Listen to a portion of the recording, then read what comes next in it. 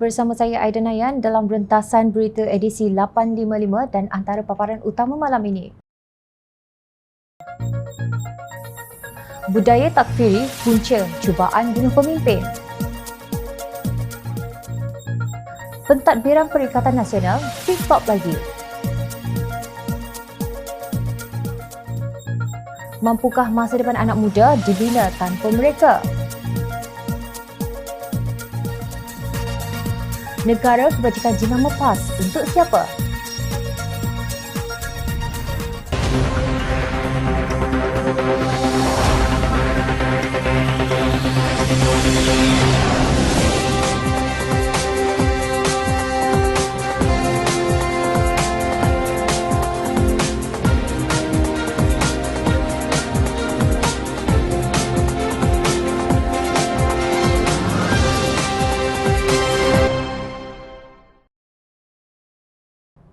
Assalamualaikum dan salam sejahtera. Ingat lagi tak sebuah sajak yang dibaca ketika selingan Majlis Muktamar Pemuda PAS Malaysia ke-60 pada 19 Jun 2019 yang lalu? Pada tahun 2015, Allah menapis darah-darah munafik, parasit tetap parasit, menggadai agama demi kuasa bernegara. Demikian antara lain bunyi sajak yang dideklamasikan oleh Meriko Aceng Abdullah ketika itu.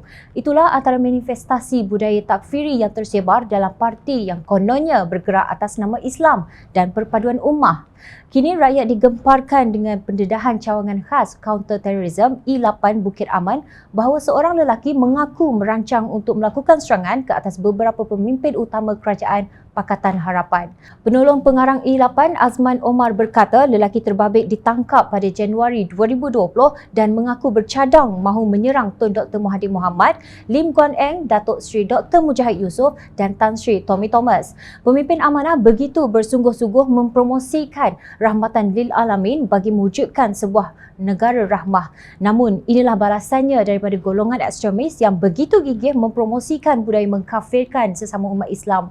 Bekas yang dipertua PAS kawasan Batu, Ibrahim Muhammad Raja dalam hantaran di Facebooknya bertarikh 25 Januari 2020 menuduh Mujahid sebagai Menteri Agama berjiwa kafir. Beliau kemudiannya memohon maaf setelah laporan polis dibuat ke atasnya. Sebenarnya kita tidak perlu apologetik sehingga menjadi sangat pemaaf kerana budaya takfiri tidak berhenti menerusi permohonan maaf. Pengikut budaya takfiri yang disesatkan bertaburan di seluruh negara, malah antara punca kejatuhan kerajaan Pakatan Harapan ialah daripada amalan budaya takfiri itu sendiri. Kononnya ketika Pakatan Harapan memerintah, Islam terancam. Justru rampasan kuasa itu wajar demi menyelamatkan negara, agama dan bangsa. Majlis Presiden Pakatan Harapan dalam ucapan terima kasihnya kepada PDRM di atas tindakan tegas dalam menggagalkan percubaan penyerang pemimpin Pakatan Harapan itu berkata, pada masa yang sama kami kesal di atas sikap Tan Sri Muhyiddin Yassin yang merupakan Menteri Dalam Negeri pada waktu itu yang gagal memaklumkan perkara ini kepada pemimpin Pakatan Harapan serta rakyat Malaysia amnya. Kegagalan tersebut menimbulkan persoalan motif sebenar perkara ini disembunyikan daripada pengetahuan pemimpin berkenaan dan kerajaan Pakatan Harapan. Sementara itu, mengulas mengenai penangkapan individu yang mahu menyerang pemimpin Pakatan Harapan itu, Mujahid berkata, berita yang didedahkan sangat mengejutkan. Saya tidak sangka cita-cita Islam rahmatan lil alamin menjadi ancaman kepada pengganas. Semoga kita semua dilindungi Allah Ta'ala.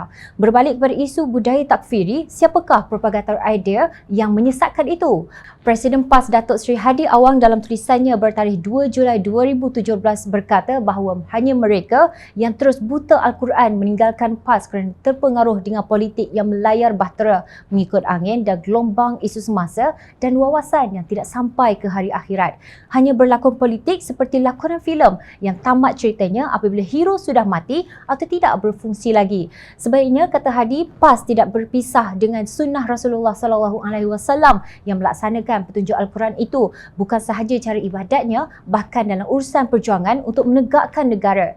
Hadi mendakwa PAS mewarisi ilmu para khalifah yang adil dan para ulama yang setia bersama Islam. Setiap penganut Islam wajib mengerti bahawa buta Al-Quran itu lebih besar akibatnya daripada buta huruf dan perlu menyedari orang yang boleh membaca, menulis, berpendidikan tinggi dan mendapat ijazah berjela-jela dan gelaran ilmiah tetapi buta Al-Quran, amalannya tanpa cahaya hidayah yang tidak membawa kepada wawasan kita.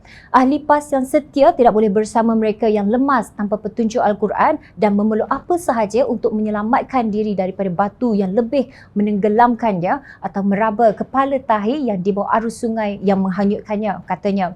Itulah bahasa berbelit-belit Presiden PAS yang secara halus mentakfiri mereka yang tidak seiring dengan ideologi parti itu. Justru lahirlah gerombolan ekstremis yang berpendirian bahawa mereka yang tidak bersama PAS bukan pengikut ajaran Islam. Susulan pendedahan PDRM itu, selain Muhyiddin Yassin, rakan sekongkol beliau Hadi Awang juga harus menjawab persoalan yang lebih mendalam. Adakah kematian hero itu dihalalkan oleh PAS dalam senario politik yang para pelakonnya turut disertai pemimpin amanah seperti Mujahid yang meninggalkan parti itu? Sekali lagi, rakyat dikecewakan dengan keputusan yang flip-flop dalam pentadbiran Kerajaan Perikatan Nasional. Seolah-olah flip-flop itu sudah jadi tanda aras bagi prestasi kerajaan tebuk atap ini. Pengerusi Suruhanjaya Pilihan Raya SPR Datuk Abdul Ghani Saleh berkata pendaftaran pemilih automatik dan kelaikan mengundi pada usia 18 tahun dijangka hanya mampu dilaksanakan selepas 1 September tahun depan. Beliau memberi alasan bahawa situasi semasa negara ketika ini masih dalam tempoh Perintah Kawalan Pergerakan PKP bagi mengekang penularan COVID-19. Katanya situasi sedemikian menjejaskan perancangan dan persiapan SPR menjayakan pendaftaran pemilih automatik serta undi 18 yang sebelum ini sepatutnya dijangka dilaksanakan Julai depan. SPR komited dengan pelaksanaan kedua-dua perkara itu seperti diluluskan di Parlimen untuk direalisasikan pada pilihan raya umum ke-15 menjelang 2023 berpadukan perkara 55/3 Perlembagaan Persekutuan, katanya. Ada komitmen tapi tangguh. Bukankah itu flip-flop namanya?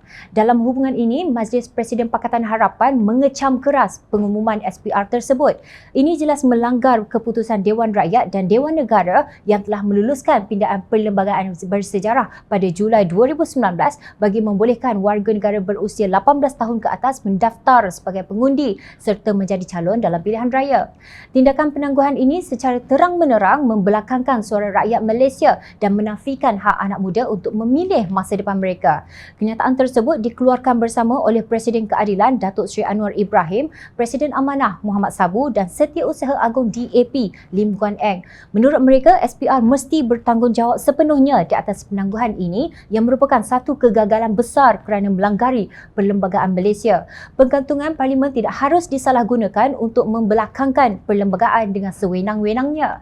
Kegagalan ini juga mencerminkan satu kelompongan SPR yang tidak bebas menyalahi perjalanan proses perundangan dan betapa lemahnya dedikasi SPR terhadap semangat demokrasi itu sendiri, tegas mereka. Pemimpin Pakatan Harapan juga berpendapat Kerajaan Perikatan Nasional dan Tan Sri Muhyiddin Yassin tidak boleh mengelak dari turut bertanggungjawab di atas kegagalan besar ini yang mengundang kemarahan golongan muda yang menunggu peluang menggunakan hak mereka untuk mengundi.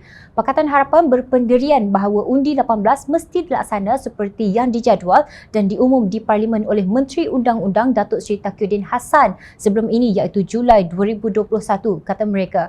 Menurut pemimpin Pakatan Harapan, sekiranya jaminan dan janji Tauhidin tidak ditunaikan, maka beliau harus letak jawatan dengan segera. Pakatan Harapan juga berpendirian pilihan raya umum ke-15 tidak patut diadakan selagi undi 18 tidak dilaksanakan sepenuhnya.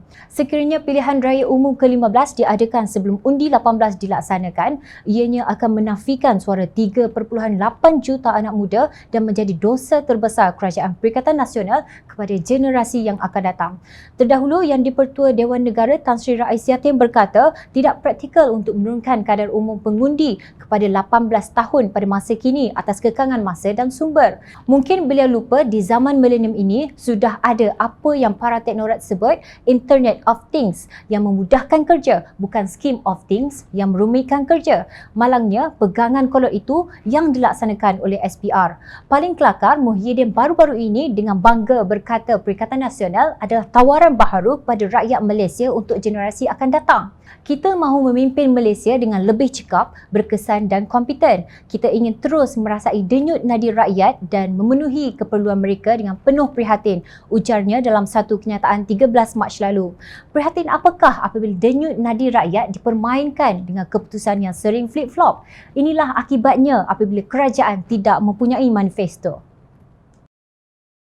Pemimpin anak muda berang dengan pengumuman Pengerusi Suruhanjaya Pilihan Raya SPR Datuk Abdul Ghani Saleh bahawa pendaftaran pemilih secara automatik dan kelayakan pengundi 18 tahun atau ringkasnya undi 18 dijangka hanya akan dapat dilaksanakan selepas 1 September 2022. Beliau dilihat gagal melaksanakan tugas dan mandat rakyat setelah Dewan Rakyat dan Dewan Negara meluluskan usul untuk membolehkan pengundi usia 18 tahun menjadi pemilih secara sebulat suara. Sebelum ini, pandangan yang menentang usaha undi 18 termasuk yang disuarakan oleh Penasihat Bersatu Negeri Sembilan, Tan Sri Rais Setia menerima kecaman pelbagai pihak. Ketua Penerangan UMNO Malaysia Syahril Hamdan menciap di Twitter, kalau risau 18 tahun tak sokong, yakinlah mereka untuk ubah. Jangan alih tiang gol sebab takut lawan akan skor, menang atau kalah dengan maruah.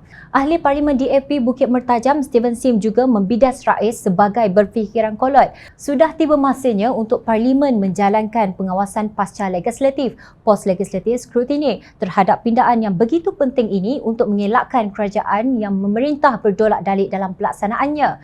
Pencetus usul menurunkan had umur mengundi kepada 18 tahun, Syed Saddiq Abdul Rahman berkata beliau telah berjumpa pemimpin-pemimpin yang menyatakan komitmen untuk menyokongnya termasuk dari Bersatu dan UMNO. Hormatlah keputusan Dewan Rakyat, jangan cuba bawa naratif lapuk, undi 18 tak praktikal, orang muda tak boleh memilih masa hadapan negara dan macam-macam lagi, ujarnya. Dalam kenyataan terbaharu, Syed Saddiq mengecam alasan COVID-19 digunakan untuk menidakkan undi 18. Tidak masuk akal. Pelajar umur 17 tahun boleh dikompaun RM10,000 tetapi tidak matang untuk mengundi, sindirnya. Beliau berkata kerajaan tidak mahu anak muda turut serta dalam proses pembinaan bangsa Malaysia.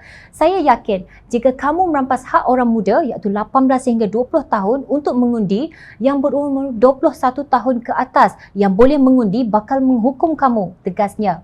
Pengasas Parti Ikatan Demokratik Malaysia Muda itu mengumumkan bahawa mereka akan membawa SPR ke mahkamah. Sementara itu, Ketua Pemuda Amanah Nasional Syazni Munir mempersoalkan aspek kecakapan SPR. Teknologi digital dalam sistem pendaftaran negara lebih daripada mampu untuk melaksanakannya segera. Susah sangatkah hingga setahun lebih tapi masih belum mampu bersiap siaga? Penangguhan pelaksanaan undi 18 itu juga dilihat sebagai melanggar hak asasi manusia dalam sistem demokrasi, memandangkan lebih daripada 2/3 ahli parlimen menyokong usul menurunkan hak umur mengundi. Tindakan kerajaan ini akan dilihat sebagai menekan anak muda. Untuk rekod, Perdana Menteri Tebu Atap adalah di antara 211 ahli parlimen yang telah bersama meluluskan pindaan untuk undi 18.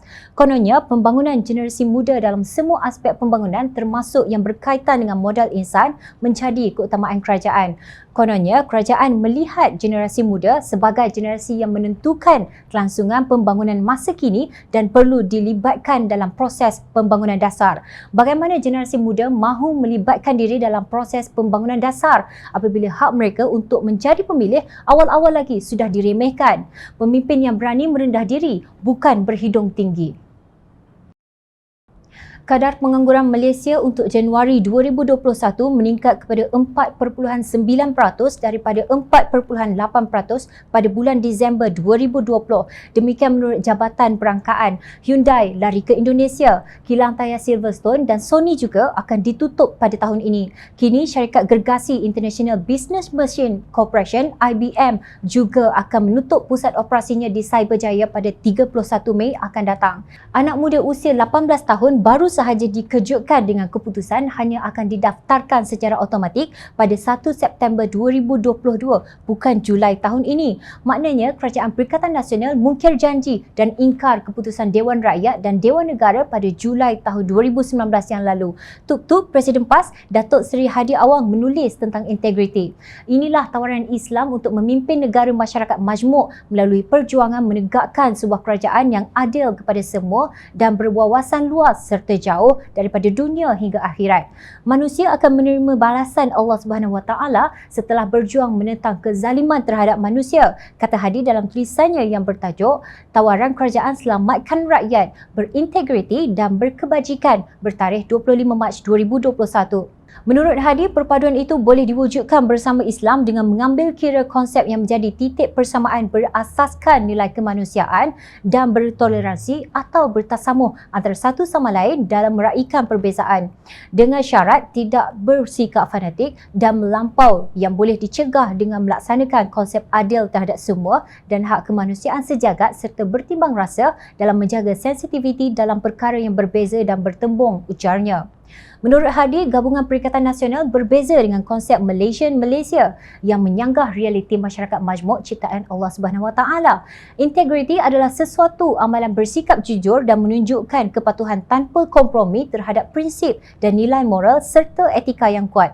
Integriti bukanlah cakap-cakap kosong yang sekadar menjadi slogan.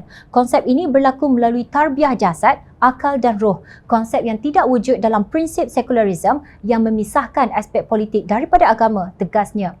Beliau mengambil contoh bekas Menteri Besar PAS, Kelantan, Terengganu dan Kedah yang tidak meninggalkan pusaka rumah banglo atau cuba mengambil kesempatan ketika mengecapi kemenangan dan memimpin kerajaan negeri. Termasuklah sehingga hari ini, pemimpin PAS yang masih hidup dapat membuktikan pentadbiran kerajaan yang bersih daripada rasuah dan salah laku, dakwanya. Kata Hadi, apa yang ditawarkan ialah kebajikan mengikut perspektif Islam, merangkumi segala aspek kejadian manusia dan cara hidup dalam hubungannya dengan Allah Subhanahu Wa Taala dan manusia, bahkan melibatkan juga seluruh anggota masyarakat yang berkonsepkan adil terhadap semua. Dalam hubungan ini, Jom Channel ingin bertanya, adakah pembelian Mercedes-Benz Menteri Besar Kelantan dan barisan Exco-nya pada Januari 2020 di saat rakyat kelaparan itu satu kebajikan? Begitu juga kenaikan gaji Exco dan ahli Dewan Undangan Negeri Kelantan sehingga RM5,000 di saat rakyat kehilangan pekerjaan akibat pandemik COVID-19. Adakah ia adil dan bertimbang rasa? Integriti apa? Menteri PAS yang ingkar kuarantin kendiri terus diumpamakan seperti burung hud-hud dalam kisah Nabi Sulaiman. Begitukah nilai keadilan, integriti, kebajikan dan timbang rasa jenama PAS? PAS bersama dalam melakukan perubahan kerajaan daripada Pakatan Harapan kepada Perikatan Nasional yang dilaksanakan secara demokratik mengikut undang-undang yang sah dan berprinsip. Langkah ini diambil bagi menyertai pilihan raya umum ke-15 sebagai kerajaan sementara, bukan lagi sebagai pembangkang seperti dahulu, kata Hadi. Tiba-tiba kerja tebuk atap PAS dalam Perikatan Nasional sudah jadi sebagai kerajaan sementara. PAS melangkah menuju pilihan raya umum ke-15 bersama 3 model kerajaan negeri dan menyertai Kabinet Kerajaan Pusat. Langkahnya sangat panjang, bukan sekadar langkah syaraton. Kelakar. Satu dunia tahu langkah syaraton adalah kudeta merampas mandat rakyat, bukan cara demokratik. Presiden PAS nak tukar sejarah ke? Agaknya berapa banyak nilai pelaburan yang dibawa masuk ke Malaysia oleh Tuan Guru dari Timur Tengah setelah dilantik sebagai Duta Khas Perdana Menteri bertaraf menteri. Jangan ingat rakyat bodoh. Rakyat juga menilai kerana rakyat sentiasa memerhati. Teruskan bersama kami di Jom Channel dan layari portal jomchannel.net untuk mendapatkan berita politik tanah air. Saya Aida Nayan, terima kasih. Assalamualaikum dan salam sejahtera.